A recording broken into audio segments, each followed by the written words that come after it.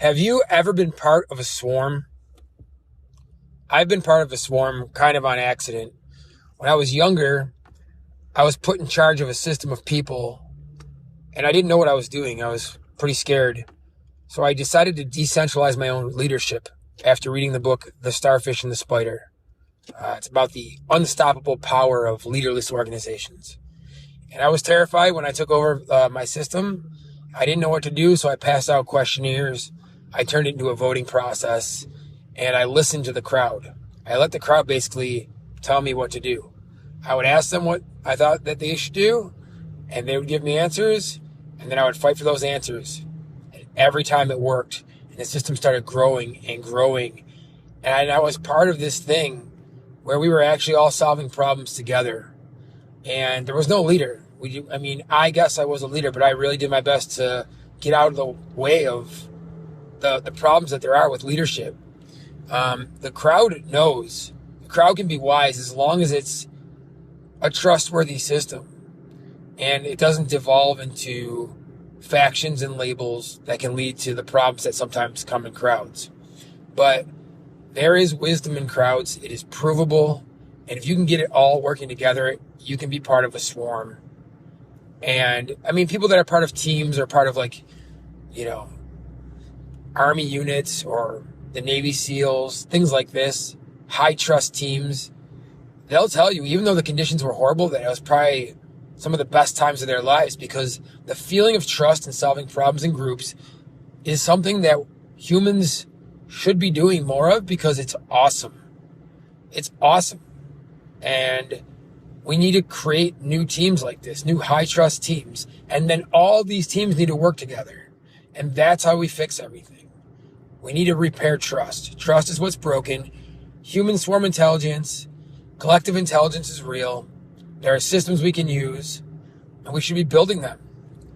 Plus, if these psychopaths break our systems, we should have alternate ones anyways. So let's build some systems together. This wouldn't be that hard if we just decide to do it. I really hope, and I say this with sincerity, I really hope someday you get to be part of a swarm and see what it's like and feel what it's like when you know the people around you have your back and you have their back for real, with courage, right? It's a rare feeling. It's a special feeling. And when the group works together to solve problems for the group, it creates this new entity. It's a new thing. It's not just like their brains. It creates a new brain. And that new brain is wiser. And this is really, it's testable. So if it's testable, you can do an IQ test on 30 individuals. And then you can run an IQ test on those same 30 people that operate as a swarm, as a group. They answer with a collaborative method that aggregates one answer from the crowd. And when you do it as a group, they double the number of questions they get correct, and they become a super genius. The entity becomes more intelligent on an IQ scale than 97% of the population. Now, this could just mean that it's smarter and can computate a little better. IQ tests are a little funny, but I'm telling you that I've seen it with my own eyes. Letting a group like this run a system, they will be creative. They will create new knowledge. They will surprise you. They can make a company make a lot of money. Their ideas that come out of these groups are good ideas. When the whole group is problem solving together and in good faith, in trust, then there is something there that is different than exists anywhere else that I've experienced in my life. And we can all experience it, or anybody who's willing to join a high trust society, which isn't easy. It should be that you're going to need skin in the game to join a high trust society. You got to show that you're worth it. Or you're willing to sacrifice, not worth it. You're willing to sacrifice, right? You need to be vulnerable a little bit, whether that's putting in effort or money or time or something, right? When you work in a business, you all have skin in the game because you're all trying to make money. That's how you survive. And so it's easy from a business, but we can do this from all kinds of groups. We can form groups that can problem solve as long as there's skin in the game. There's a little bit of vulnerability, it can turn into a swarm, which can turn into a lot of swarms. If you look around right now, all of our systems have lost our trust. Our systems of government, food, medicine, media, science, academia. No one trusts any of them. We need a new place to go talk. Like, they used to be Congress, where like serious talks would happen, or academia. There was like serious talks there. They're not there anymore because no one trusts them. We need a place that we trust, our own like digital Congress or something like that. Not Congress. Actually, this is our own thing. We're making this decentralized. There's going to be no leaders. There has to be no leaders. Leaders are the weak link in our systems of people. We don't need leaders. They're the weak link. We need better systems. We need systems so good that the leaders are obsolete. Maybe you think we can't get there right away. I think you're wrong about that. But you could still have leaders and have it go way more towards the decentralized side of things. And even a little bit, even harnessing the wisdom of the crowd a little bit is a very powerful thing to do. Even if, like, I did use pen and paper and voted and like did written questionnaires, and it worked awesome. But now there's like digital things that we can have that like are amazing for human swarm intelligence. You can aggregate, like, you can ask the whole world a question and get one interesting creative answer from the whole world in like 9 iterations of a game. That's pretty interesting, right? So imagine if that was a wise answer and we listened to it. What if that's right? What if that idea is right? What if that's possible? We have to see. We have to try and see. It works with systems of employees, hundreds of people, over and over and over again.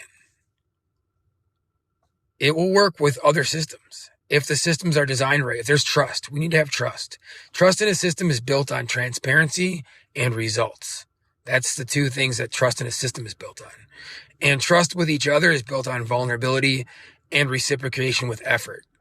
Like, effort to try to reciprocate your vulnerability back to you. You know, you're vulnerable with me, I'm vulnerable with you. I got your back, you got my back. That's how you build trust. And then if you break that trust, well, yeah, there should be repercussions. You know, maybe you're not as trusted anymore. The number one thing we should look for in society for people to work with is how much do we trust them? If we did have politicians or bosses, the number one thing should be trustworthiness. We're not even rating that. We don't care. We're just like letting people in office based on charisma or whatever, but not looking at the trustworthiness behind it all. They could do so much more to be trustworthy. In fact, we just don't need them. We could just run systems with groups of people. Imagine if I ran for office and I just turned around and said, guys, what are we doing? And you guys answer me with a swarm. I said, what rock are we turning over? Point to the rock.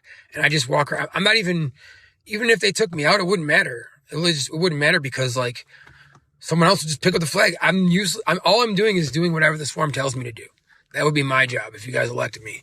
But don't elect me. I don't want to be in office or anything. But this is just so easy. Anybody with courage could just take over a system, say, I'm running for mayor. I'm going to turn around and let the people tell me really what to do. And the first thing we're going to do is fix the corruption. We're going to like turn over these rocks and we're going to see what's going on here. And the people tell me where to look. I don't know. I'm literally a servant of the people, like directly.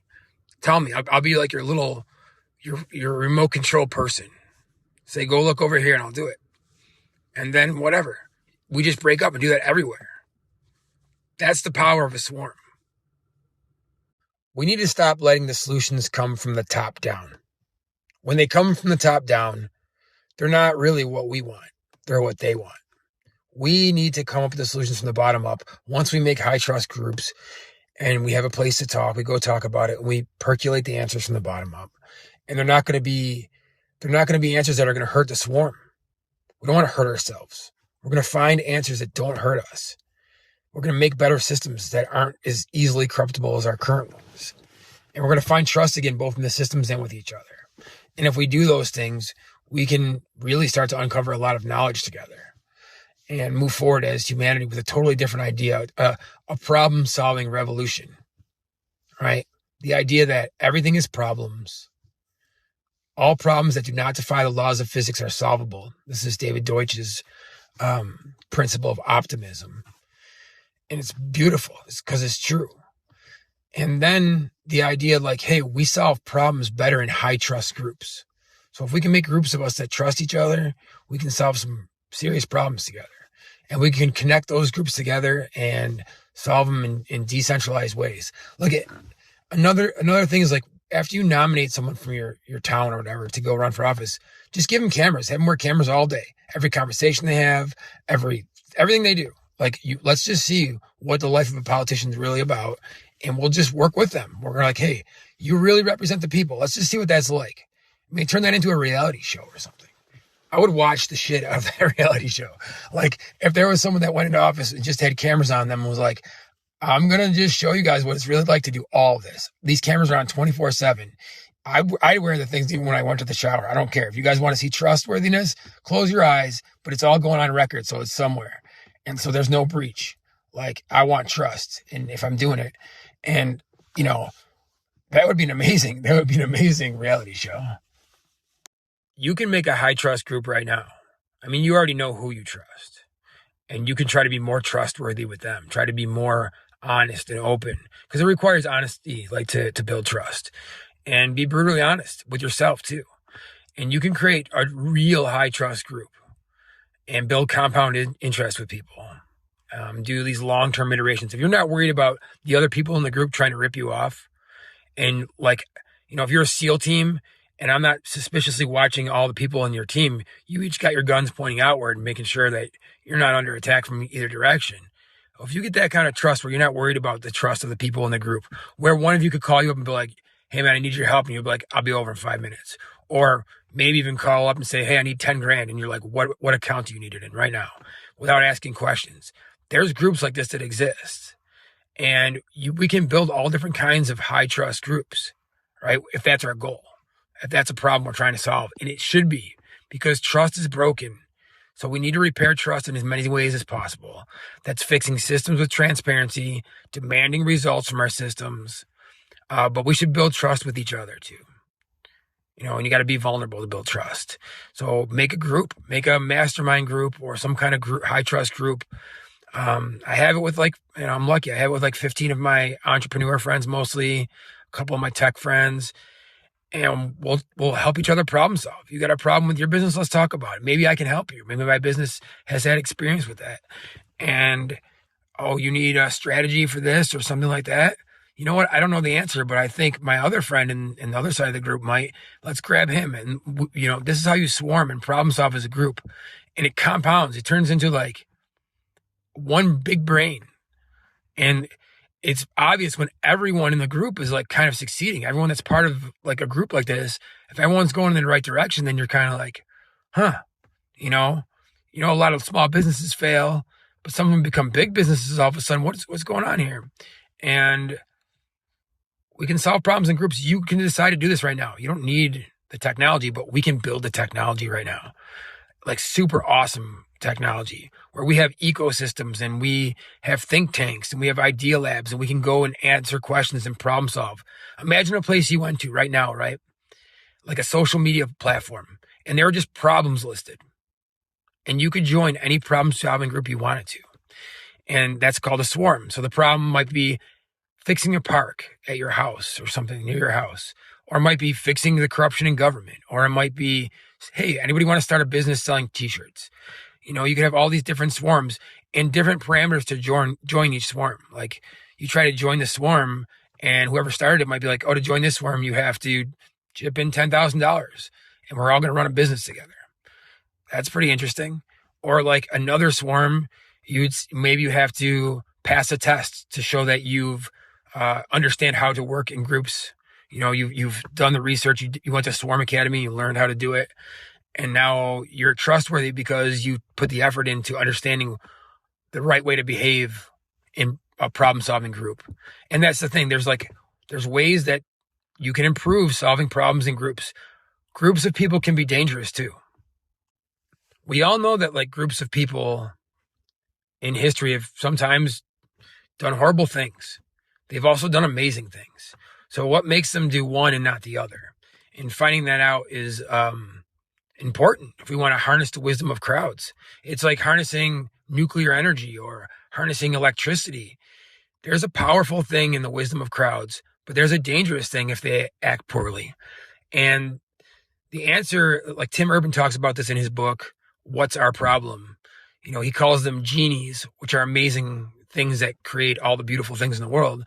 And then there's golems, witch hunts or Nazis or whatever, like times where humans have been tyrannical and not cared for the individual. So our system, has to always protect the individual, because the individual rights, if you're going to be decentralized, then individual nodes are the system. So there has to be individualism and individual rights absolutely protected, just like they are, in America. America was decentralized for the time, right? They didn't have technology. They decentralized it as much as they could. And now we need to do it further because they've re-corrupted that.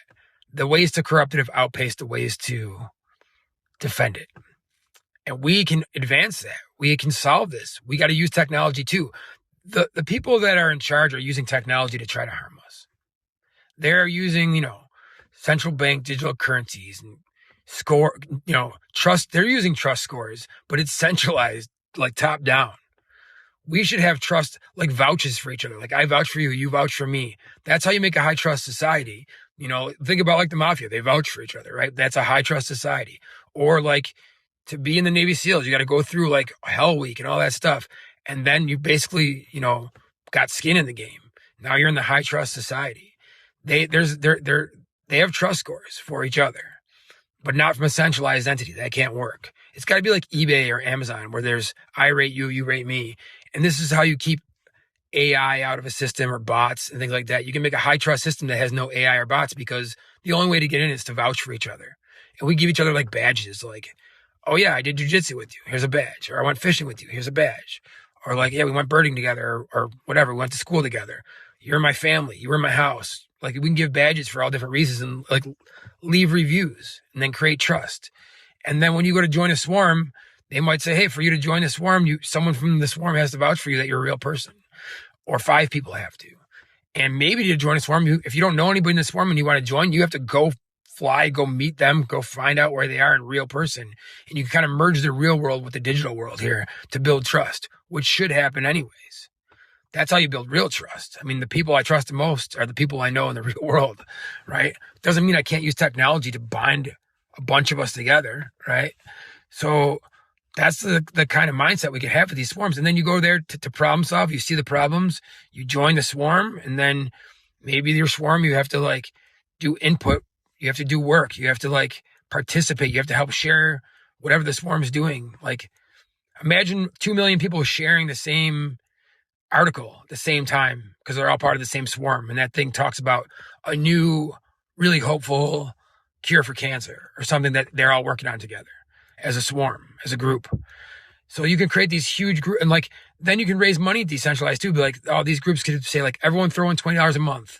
There's 1 million people. That's $20 million a month. And you can do whatever you want with it. So you can create all these super high trust groups and create a whole ecosystem. And the whole the ecosystem to me really is so fascinating. You can have 1 million people acting as one person, one super genie, as Tim Urban calls them. One more thing. If you're in charge of a system, like if you're already a boss or you own a business, it's really easy to do if you're an owner because you have pretty much absolute control. Or let's say you're a good politician and you want to do good for the people. Decentralize your own leadership. Turn yourself into a swarm. Try it. Do it like a science experiment. Poll the crowd. Ask everyone, if they had your job, what would they do? And then aggregate an answer. Or use like the systems that that we're building to help people do that. And see what happens. See how wise the crowd really is. Like you don't have to wait for this. You can do it. You got to make your system transparent. If it's a business, you got to take care of your employees. They're going to see. If you want to build trust, you got to see. Because this all comes back to trust, right? And remember, with trust and a high trust system, there's forgiveness. There needs to be forgiveness. Like you're not, just because you broke a little trust once or something like that, it can be forgiven, but you have to earn it back, right? That's how you should have to earn trust back, right? You screwed up. You want to be part of a group again? All right. Well, this is the penance you owe or whatever. I don't know. I haven't thought that really through yet, but you can forgive. In my high trust group that I have of my friends, we make mistakes sometimes. Sometimes things happen. Sometimes there's just natural mistakes. It's like not intentional. It's not even trust breaking. You have to understand that people are not always going to succeed when you're helping each other. Even a group isn't unfallible. Everything's fallible, but when you work as a group, it's much less so. You're going to get a lot more problem solved when you work as a group. The most common pushback that I receive when I talk about group problem solving or swarming is that there's bad actors out there. There's bad people, and they'll ruin a system like this because the system requires trust. And you're right, there is bad people out there, but it's a very small number. There is what's called the ultimatum game or ultimatum experiments, where they test how fair people are and how, they have the opportunity to steal if they will. And it turns out most people want to do good. Most people want to be part of a fair society. The problem arises when you look around society and everything seems corrupted and it looks like it's a race to the bottom. And you think the only way to survive is to also participate in doing bad. And this is called Moloch, which is a name from the Bible. But in societal terms, it means that everything's so corrupted that you think you have to also be corrupt to even survive. And then it becomes a race to the bottom even more. But it doesn't have to be like this because most people don't want it to be like this. Most people actually want to live in a fair society where it's tit for tat. We do good. We collaborate together. We solve problems together. This is much more appealing. But how do we do this? How do we get there? We need better systems. If we have better systems, we can get to a place where we keep out the bad and we allow in the good. Just like a burglar system keeps out burglars, but lets in good people into the house. Or you have a good computer system that keeps out hackers, but still lets users use it. So we make a better system that accounts for all these things. One of our favorite sayings at the Society of Problem Solvers is that the test of any good system is this: give it to your enemies and let them try to break it. If they can't break it, then it's a good system. So things like, Bitcoin, you try to give your enemies, nobody can break it. Nobody can hack it. You can hack the centralized exchanges, but no one's been able to counterfeit the Bitcoin yet. Or there's a lot of examples like this, right? But when, the better a system is, the more you can trust it. It's transparent. It's decentralized. And these are all things we can implement into systems of people to make our world better. We don't have to wait for anyone else. We can do this right now. And we're so far to one side that even a little bit will take us a long way. But there's a really, really far way we can go. And then we can also harness the wisdom of crowds. And it's real. Here's a clip from David Deutsch talking about his principle of optimism, which we like to apply everywhere, and simply realize that all problems that do not defy the laws of physics are solvable. And all evil in this world and all suffering in this world is just lacking knowledge. So we need to solve problems, get new knowledge, and reduce suffering and evil. And we do this better in high trust groups. I think we've been deprived of a lot more than flying cars and Mars colonies. I think civilization is currently burdened by a debilitating pessimism, not just prophecies of doom, because they've always existed. There's something deeper. Conventional pessimism is right that civilization has no guaranteed future, nor does our species. The overwhelming majority of civilizations and species that have ever existed are now extinct, including significantly every one of our cousin species, every species that has ever tried to survive by creating knowledge that was not in their genome, how to make clothes and fire and farming and to live the new ways of life that enabled. That is our biological niche to survive through the exercise of creativity. And we are the last species left in that niche. For such species, stasis is not available. We conquer problems by creating knowledge, or they conquer us. So there's nothing new in our situation of all sorts of existential danger. It's undeniable that the worst can happen, because the very worst has already happened many times. All those civilizations who believed that their famines and droughts and disasters were divine punishment for their wickedness or whatever, in reality, it was just that they didn't know enough about irrigation, medicine, and so on. If the ancient Athenians had known about antibiotics or just about hygiene, they could have prevented the plague that contributed to the fall of their nascent optimistic society. And if they had, then as Carl Sagan speculated, we might now be at the stars, and technology would be regulating trivialities like the planetary climate as automatically as it's now regulating the temperature in this room. Every transformation of physical systems that is not forbidden by laws of physics is achievable given the right knowledge. And hence, the rational attitude to the future is what I call optimism, the principle of optimism, namely that all evils are caused by lack of knowledge. That isn't a prophecy of success. It's an explanation for failure. If we fail at anything that's physically possible, it's because of some knowledge that we fail to create. Admittedly, some of the dangers that we currently foresee are themselves side effects of knowledge creation. But trying to slow that down won't help, because what do you slow down? In 1900, no one could possibly have foreseen that research in pure physics into the esoteric properties of the element uranium would, within 50 years, become the centerpiece of everyone's existential fear. In our future, too, the greatest dangers will inevitably be unforeseen. And the only type of knowledge that's capable of dealing with those is fundamental knowledge of universal regularities in nature.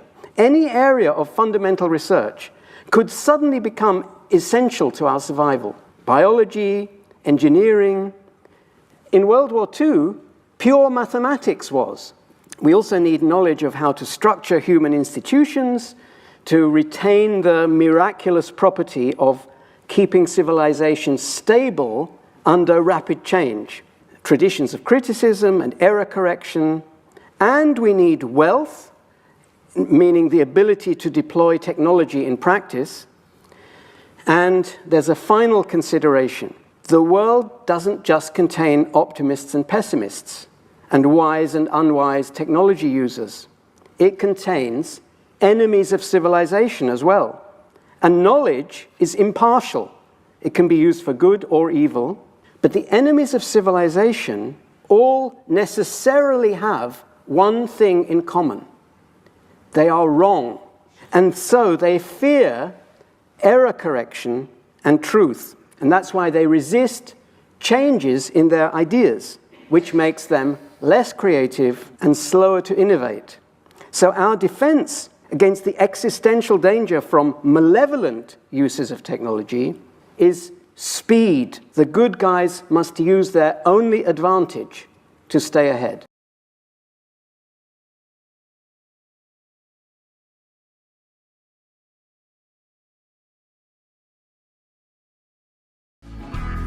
I got a feeling we'll be alright, sure as the sun will shine. We'll make it to the other side, all together now we choose. Good news coming our way, good news each and every day. Good news, sure as the sun will shine. We'll make it to the other side.